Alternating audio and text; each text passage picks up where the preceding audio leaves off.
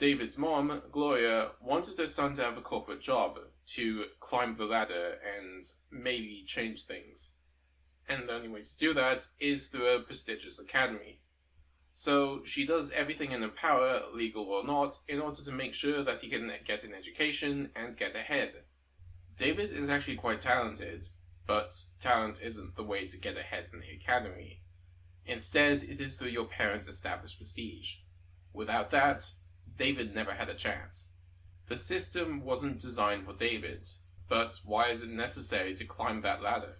In cyberpunk settings, the world around the academy is a barren wasteland, where the only jobs include sifting through rubble or farming maggots. The only hope for money, wealth, and fame is the city. Under these conditions, competition is fierce. There are no jobs, only odd jobs for people who have done everything in their power, up to and including murder, to get their way into the system all those long years ago. Anything and everything is fair game. All this technology, yet we are forced to live like peasants, or fight our way into the court. People don't really like the system, but it's the only one they've got, and so they keep on having to work inside that system. At least until someone gets them a better deal. This is the stuff that rebellions are made of. But David's rebellion fails. As strong as he might be, his strength isn't enough against the wealth and power of Arasaka. How could he have won? How could he have changed the society around him into something that he perceives as being more to his benefit? Personally, I feel like you can't really tackle this in first person.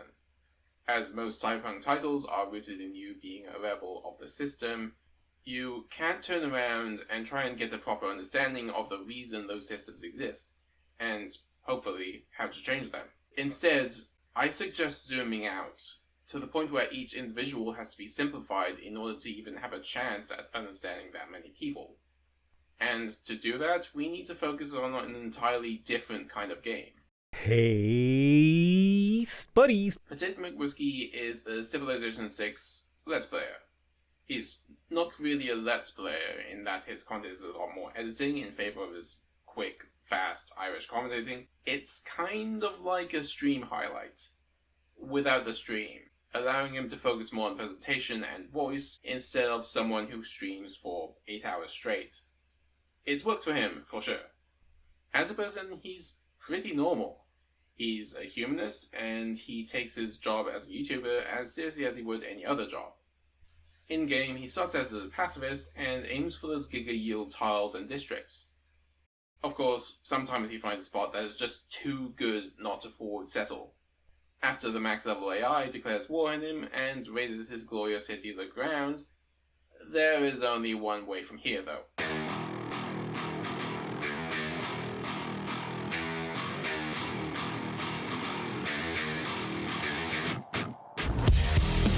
Okay, he got greedy, but he was able to push back the AI after attacking up to his Khmer elephants and overwhelming Babylon. And he didn't stop until Babylon had been wiped out. Now, some Twitter moralists are going to look at this and be incredibly puzzled.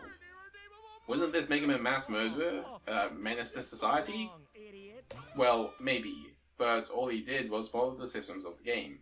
Under these circumstances, you could say that he was merely a function of the systems and geography given to him by RNGesus. And as someone who really loves 4X mechanics, I think this provides another way to look at Cyberpunk. If you zoomed out of Cyberpunk, what would you see? A vast city barely holding itself together under the weight of its own power bill, and the descended guts of the people clawing their ways into the only place that would allow them to be safe. Even Arasaka, as mighty as it might be, still relies on the city's infrastructure to keep selling its products to a population rich enough to afford them. If the city failed, then so would Arasaka. Of course, plenty of people rely on the city, and they'd quickly be against any literal destruction of it. But if you could change the system, alter it to your whims, then how would you do that? What would Arasaka and the city need in order to continue? They do need a lot of customers to buy their products, and the material to make it, and the machines to craft it. But what they really need, as a lot of the world is finding out right now, is that electronics don't work without electricity.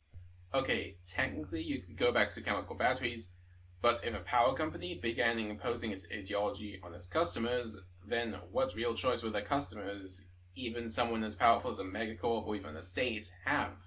So let me pitch you a real-time 4X game, set in a cyberpunk world based around that concept. I'm drawing on my previous work for this one, so I recommend looking at this playlist for my general thoughts on real-time strategy, as well as how I redefine it as Action 4X. And this all starts with the Blackout ransom. Another person like David, who I'll be calling the Bastard, figures that the system is corrupt and evil, but instead of outright being a rebel, he bides his time and gathers followers and forces. After a decade of preparation, he seizes control of the central power network.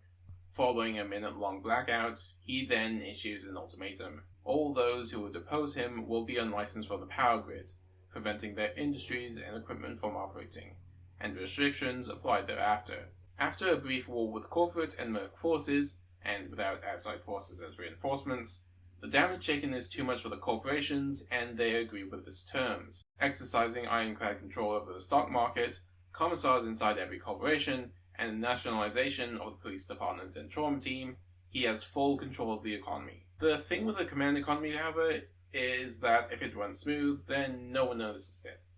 But if the calculations are not good enough, or the material economy cannot comply with political will, then shit hits the fan. Go read some Soviet jokes and come back to me. With several failures under his belt, the city is ready to rebel. And not just small groups of rebels, but groups with enough capital, mutual interest, and combat experience that they cohere together as a faction. I'm not going to talk about these factions here because that would take way too long, and I want to focus more on some of the base systems that a rebel would need to consider in this sort of game. But if you have an idea as to what kind of factions could be in this game, then go right ahead and post them in the comments below. Keep in mind that the gameplay I have in my head is going to look like a mashup of Dune Spice Wars and Endless Legend.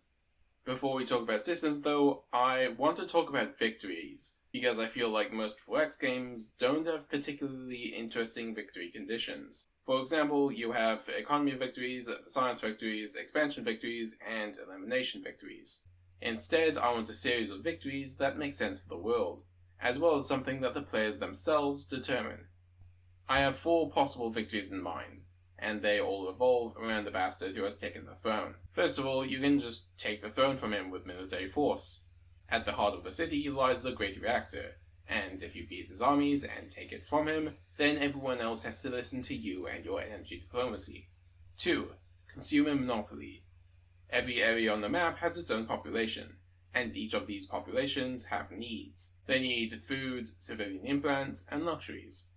These markets have since crashed in the bastard's command economy, but if someone were to return those markets to their former glory and maintain a monopoly over them, then the legitimacy might provoke enough popular support that people might just give you the throne.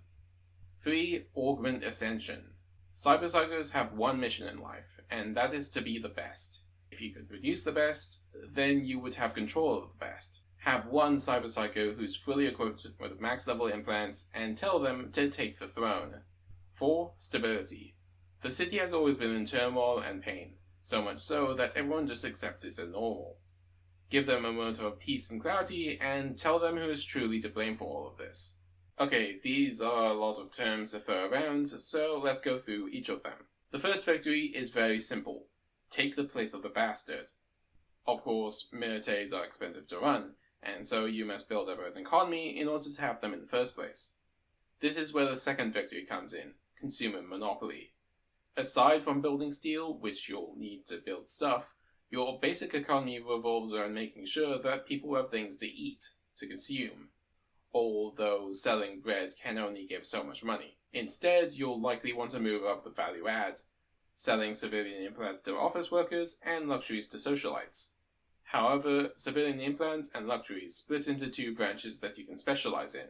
Luxuries, once you overproduce, begin to level up and begin to specialize into more complicated items for wealthier clients in more luxurious places, which also generates intel that you can use in a variety of operations. I'm taking inspiration from Dune Spice Wars here, but in their current iteration, I definitely want sneakier options. An example from Villeneuve's movie is that instead of in the books where the carryall is late in picking the crawler up, the Harkonnens have actually sabotaged the carryall, which forces Lita and Paul to help the crawler workers. They don't have that in Dune Spice Wars, and I find that quite a letdown. Anyway, this is Cyberpunk, and there are plenty of ways that you can screw someone over, but some of the spicier ones will only be available if you have a cyber psycho with enough hacking power. For that, you will need the implants, which brings us on to our third victory condition, Augment Ascension. Like luxuries, civilian implants start to gain levels once they overproduce, and upgrade into implant labs. These labs produce random implants of their respective levels, which are then purchased by cyber psychos, the heroes of this theoretical game. If you're thinking that's not what a hero is, it is canonical inside the Endless Universe that you're hiring nanite augmented crackheads to rule your empire. These cyber psychos, who have mostly been captured and put on ice by police and trauma team, can be employed by you in order to manage specific industries, perform operations, or try and be a one-man army. Of course, they might not always come back, but if you invest in trauma team stocks, then they might be tempted to return them to you in the case of an accident.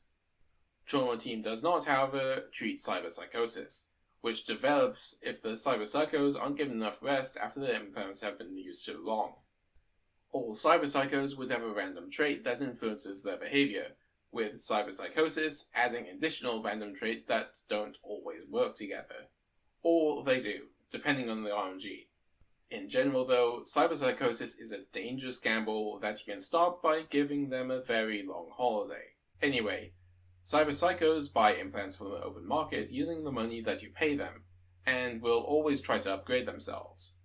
You can micromanage what implants they get, but that would mean buying the implants that you made off of the open market.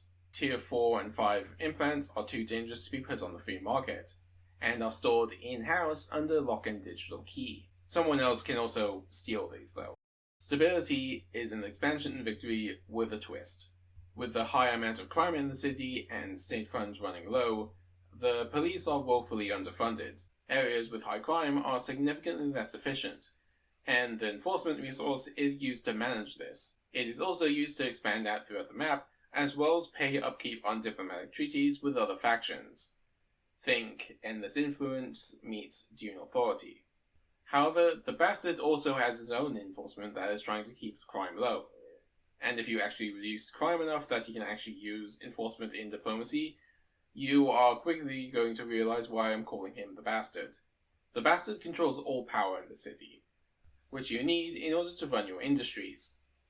By default, he provides you with a flat rate that scales up over time, but if you were to overdraw power, then he reduces your power supply, which could force some of your industries offline, and then he fines you.